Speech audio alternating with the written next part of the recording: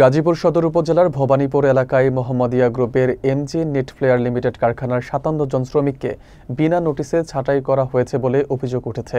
এর প্রতিবাদে সড়ক অবরোধ ও বিক্ষোভ মিছিল করেছে শ্রমিকরা। বিস্তারিত থাকছে মোহাম্মদ মহিন উদ্দিনের প্রতিবেদনে। ভবানীপুর এলাকায় মোহাম্মদিয়া গ্রুপের এমজি নেট প্লেয়ার লিমিটেডের শ্রমিকরা বিনা নোটিশে চাকরিচ্যুতির প্রতিবাদে বিক্ষোভে নামেন। অভিযোগ অনুযায়ী কারখানা কর্তৃপক্ষ কোনো পূর্ব ঘোষণা ছাড়াই ৫৭ জন শ্রমিককে বহিষ্কার করে। এতে ক্ষুব্ধ হয়ে শ্রমিকরা আঞ্চলিক সড়ক অবরোধ করে বিক্ষোভ মিছিল করেন। শ্রমিকরা রাস্তায় শুয়ে থেকে প্রতিবাদ জানান এবং তাদের চাকরি পুনর্বহালের দাবি তোলেন। বিক্ষোভের কারণে সড়কের দুই পাশে দীর্ঘ যানজট সৃষ্টি হয়। এতে জনসাধারণ ভোগান্তির শিকার হন।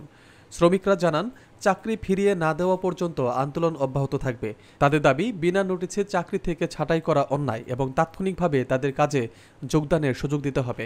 এ ঘটনায় প্রশাসনের পক্ষ থেকে এখনও কোনো তাৎক্ষণিক সমাধানের উদ্যোগ দেখা যায়নি বলে শ্রমিকরা অভিযোগ করেন।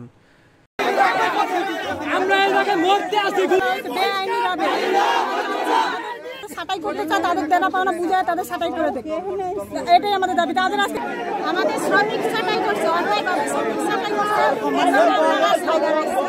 আমাদের শ্রমিক সবাইকে নিতে হবে, না হলে তাদের পাওনা দাবি সুন্দরভাবে সসম্মানে তাদেরকে করতে হবে। 7 তারিখে 7 দিবস বেতন দিবে, সেই বেতনটা আমাদের 15 করে দিয়েছে।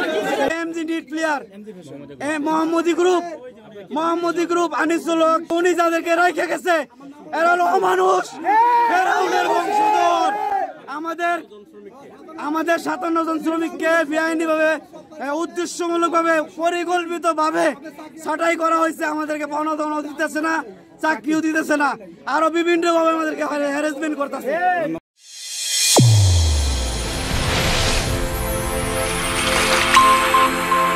চ্যানেল A1 হৃদয়ের স্পন্দন।